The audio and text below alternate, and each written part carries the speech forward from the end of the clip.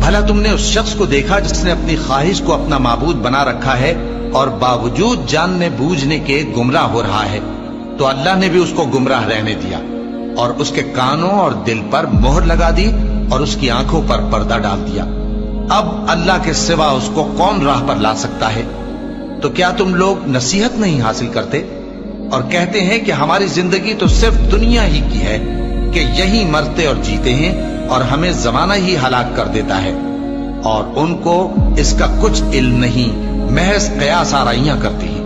اور جب ان کے سامنے ہماری کھلی کھلی آیتیں پڑھی جاتی ہیں تو ان کی یہی حجت ہوتی ہے کہ اگر سچے ہو تو ہمارے باپ دادا کو زندہ کر لاؤ۔ کہہ دو کہ اللہ ہی تم کو جان بخشتا ہے، پھر وہی تم کو موت دیتا ہے، پھر تم کو قیامت کے روز جس کے آنے میں کچھ شک نہیں تم کو جمع کرے گا، لیکن بہت سے لوگ نہیں جانتے۔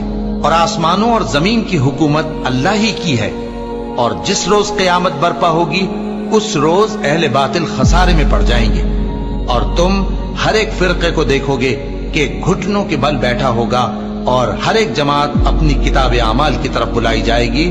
جو کچھ تم کرتے رہے ہو آج تم کو اس کا بدلہ دیا جائے گا، یہ ہماری کتاب تمہارے بارے میں سچ سچ بیان کر دے گی۔